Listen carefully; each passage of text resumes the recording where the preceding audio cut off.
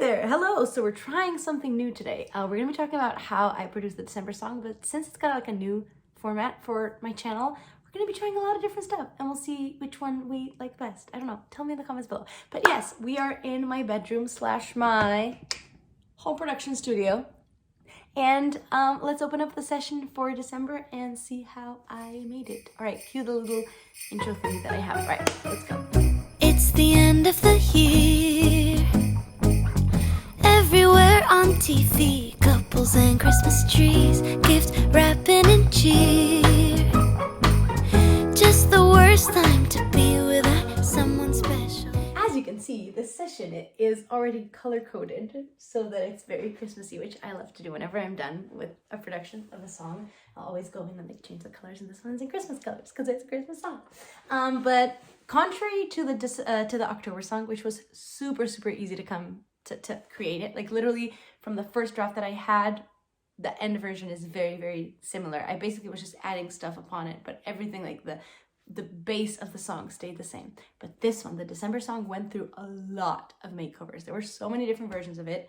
And I had a really hard time putting it together. It was the first time that I wrote or produced a Christmas song. So it was kind of like, it was a completely new genre or style for me. And it took a while for me to find my footing and figure out what kind of stuff works and what doesn't in a Christmas song. So what I started the song with was just a load of listening to a bunch of different Christmas songs. I listened to like classic vintage Christmas songs from the 50s and 60s, and then some modern stuff, like through so many playlists. And I was trying to identify what in the song was it that made it sound like Christmas? What in the production made it sound like that? Because it was the first time that was really analytically listening to these songs. It's songs that I've listened to my entire life or for many years, but it's the first time that I was actually analyzing them and saying, oh, this is what they do, oh, this is what that does.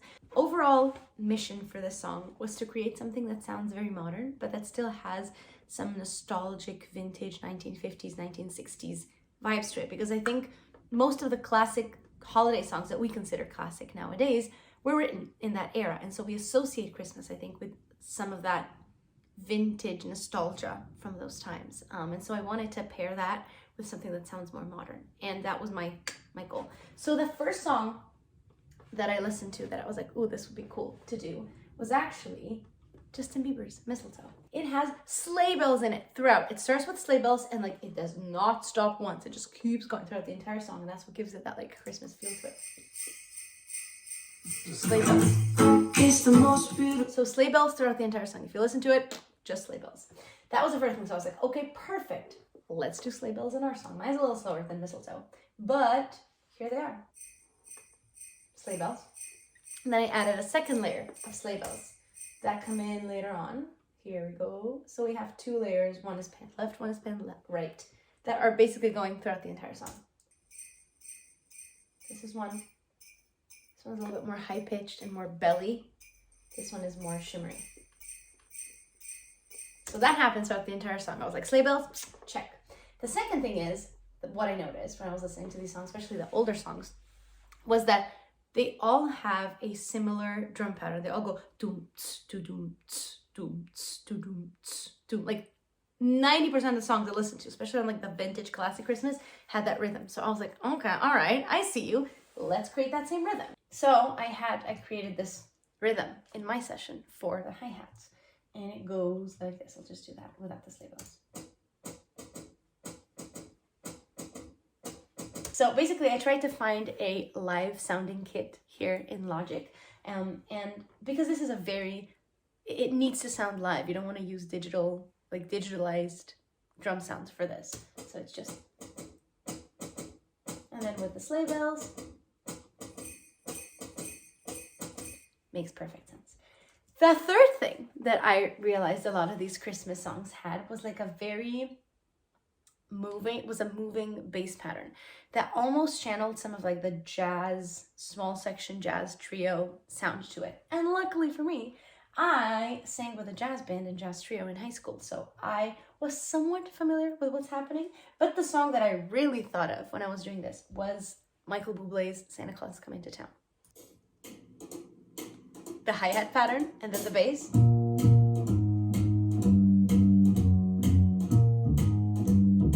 And this is like the upright finger picking bass. And if I remember correctly from my jazz days, this would be called a walking or like a cakewalk bass pattern, because you're literally walking down the scale and hitting the tonic or dominant subdominant of the chord that the song is in, or like the chord progression that you're doing. And so I was like, all right, cool, it'd be kind of fun if we resembled that same bass sound. So I have my hi-hats and the bass that goes.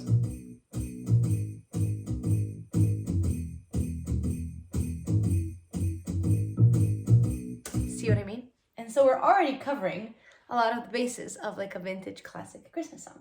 And Victor, who recorded live bass on this song, he actually recorded it on an electric bass. So it does like this very classic jazzy pattern on it, but with an electric bass, which is that perfect marriage of pop and 1950s oldies Christmas vibe.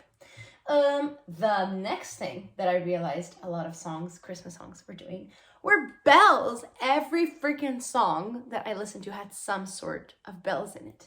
And so I was having a hard time figuring out what the bells actually would be doing. And then, luckily for me, I solved that problem with sort of a self-imposed challenge. Because at the beginning of this year, I said that all these songs from the 12 Months project are going to feature a melody, either an interpolation or a sample of a classical music piece. So I had nothing figured out for this, for the December song. I already used the Nutcracker for the January song, so I was like, oh my God, what am I gonna do here? And then I realized, what if I just used a bunch of Christmas songs that were initially written as classical music pieces, but then through the years, people added lyrics to them and they almost turned into folk songs like Oh Christmas Tree, Jingle Bells, stuff like that. We Wish You a Merry Christmas. And what if I used some of those in the song and use that as like the interpolation? And so when I was figuring out what to do with my bells, I was like, oh my God, it'd be perfect if the bells were the ones doing the different melodies. And so this production now has a few Christmas song melodies hidden in the production. One is in the pre-chorus where it goes, in all the movies they're kissing in the snow. There's actually an instrument doing this. Christmas tree, oh Christmas tree.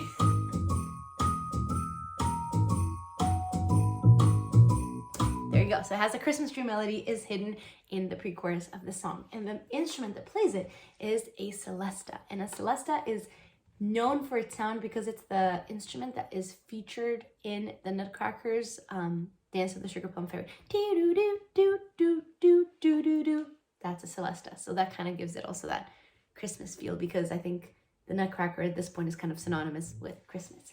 And then another thing that I did is I layered another bell melody on top of it, and it's a production style or technique that I used in the September song before with guitar and harp, where they play somewhat of the same, like one of them plays a melody, the other one sort of like plays these arpeggiated chords, and it kind of sounds like it's one instrument doing it, but they have slightly different sonic footprints, so it sounds like a very rich, full, dynamic, single instrument, where they're very close in sound, and what they're doing is very close, but it just like sort of expands upon that initial melody. So in this case, I have the celesta doing the Oh Christmas Tree, and then I added bells that do this.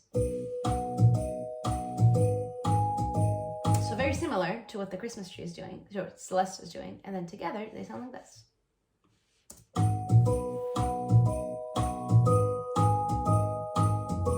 See what I mean? They're very similar in sound, very similar to the notes they're playing, but they just kind of, the layers add another dimension to it. So then I wanted to continue with going with the whole, jazz trio vibe. So we also have piano in the song. And in the final version, it was actually recorded live by Josh Auckland, who's been doing live piano on all of this year's songs. He's absolutely amazing. But in my session, I just played it right here on this keyboard. Just very simple piano. The good thing about it is it sort of grounds everything, because all of the other stuff that I have in here is relatively sparse and the notes are choppy, where the piano provides this sort of like foundation for the production. The next thing that I wanted to do that sort of fills everything out are pizzicato strings. And in the final version of the song, these are actually from my session. They're not recorded live. Some of the strings in the song are recorded live, but some of the ones that play more like chord stuff, we wanted them to sound more MIDI, more electronic, if you will, almost like a synth, to bring in that modern vibe to it. And so they're actually the exact pizzicato strings that I have in here. And so they're just playing chords. It's a very simple pattern. It goes like this. There's a cello doing a low note octave, and then violins doing a chord. So if you do just the cello, it sounds like this. And then just violins is this. So they complete each other out. 2, 1, 2, 1. And then if you hear everything together, that sort of fills the sonic soundscape in that case. Everywhere on Apples and Christmas trees, gift wrapping and cheer. There you go. And then we get to my cute little fills. I thought it'd be really fun if there was some really high pizzicato strings that do some cute fill melodies throughout, which kind of gives it that magical fairy tale vibe. And so something that I was really surprised by as I was doing it, I was like, oh my god, what kind of fancy melodies these have to be. But most of them are just playing the scale up and down. This is written in B flat major? No, B major. It's written in B major. I'm an idiot. So these are written in B major. Songs in B major and B flat major. But basically, most of these strings, especially that intro, is literally just the B major scale. That's the B major scale. And a lot of the filling, like the fills that these pizzicato strings do, are just walking up and down the scale.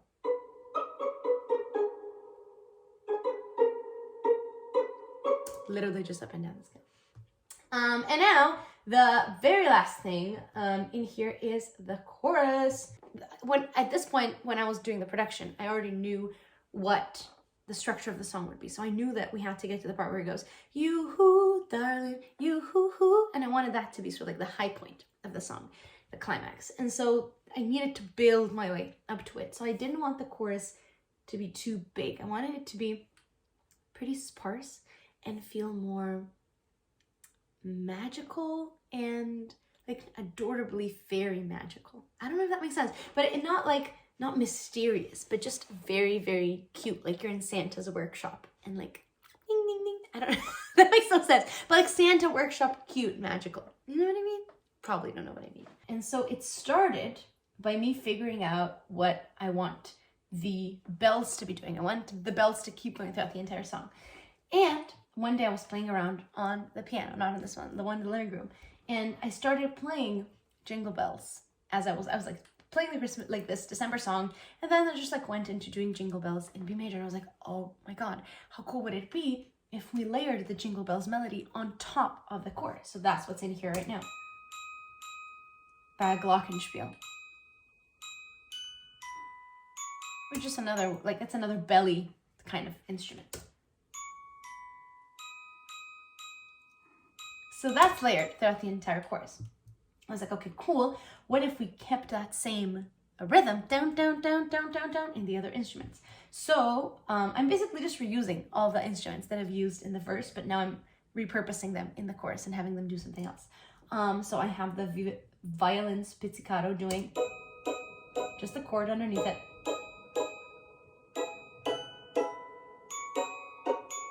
So the violins, super straightforward, just root position of the chord progression that's going through the song, which is 1, 6, 5, 4, 4, 5, 1, 6, 4, 5. And then on top of that same thing, I'm just adding the piano, doing exactly the same thing as the violin pizzicato.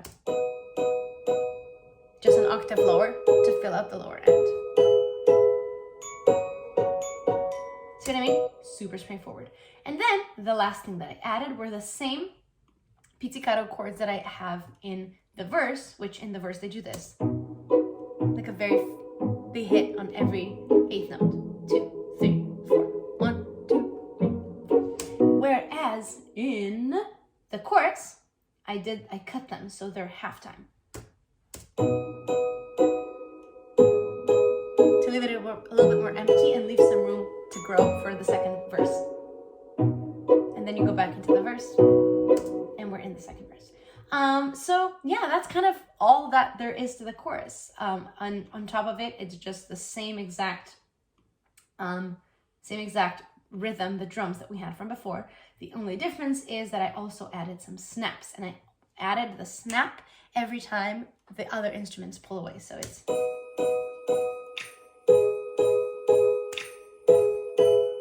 snap.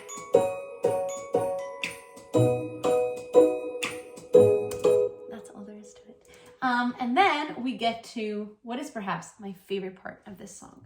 And that is the yoo-hoo, darling, yoo-hoo-hoo. And there's a fancy little thing that happens there in the bells / vocals. Now we're in the post-chorus of the song. And in this part, I was actually listening to another Christmas song to try and figure out what other thing I could do in here to make it sound more Christmassy. And it's the most wonderful time of the year. Let me find out on YouTube. There are these back vocals in the song from Talk while the ad is playing. They go ding dong, ding dong. Let me show you what I mean by that. They're people pretending they're bells singing a bell-like melody, like church bells. Dong, ding, dong. With those holiday greetings. So ding dong, ding dong. And something that surprised me when I was analyzing the song, when I was listening to the songs, not for pleasure, but, to try and learn something, to try and get some inspiration for my own song, was that they kept singing the same melody, even though the chord progression was changing underneath it. They kept going ding dong, but the chords kept changing. And I was like, that'd be really fun if I did something like that in my post-chorus, and the yoo-hoo, darling, and that part. But the problem was, I was like, it might be a little silly if I'm out there singing ding dong, ding dong. Like, it works there because it's an old school vintage song and it works with that genre. But I'm trying to make it more pop, and sing ding dong, be kind of weird. So I was like, okay, so our hook in the post-chorus is already yoo-hoo, darling, yoo-hoo-hoo. What if we say you? Instead of saying ding dong, we do a bell melody, but we sing you. And that's what I did. I recorded myself singing each of the notes in that chord. So you, one by one, and then I panned them. Left, right, left, right, left, right, left, right. They are these guys right here.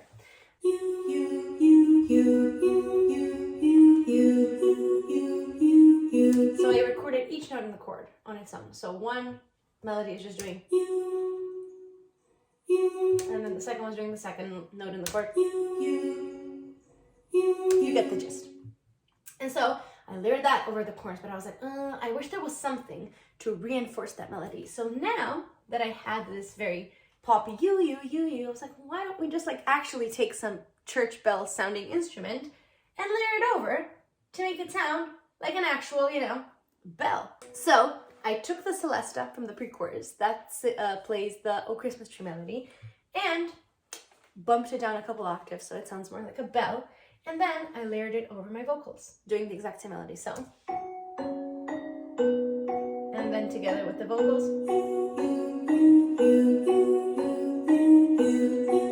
Bells, but not ding dong, ding dong. And then the last thing in this post-chorus that I'm really into is there's another Christmas melody hidden in here, and it's the second half of Jingle Bells. So the chorus has jingle bells, jingle bells. This one, the post-chorus, has dashing through the snows. Also in the glockenspiel, the same instrument that plays the Jingle Bells chorus in the chorus.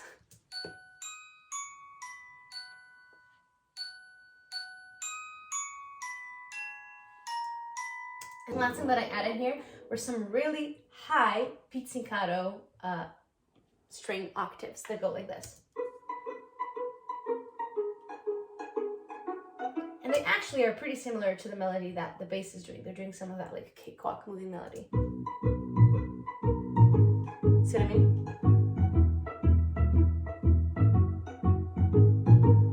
So they're basically traveling down the scale and then back up and together.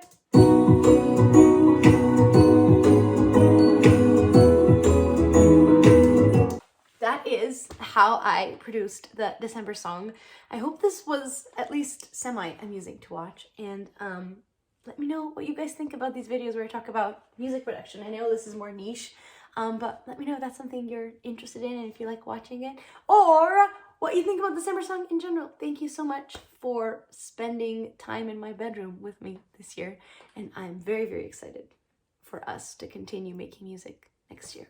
All right, happy holidays. I dream of December nights, kissing under bright lights, snowflakes in my head, carols playing.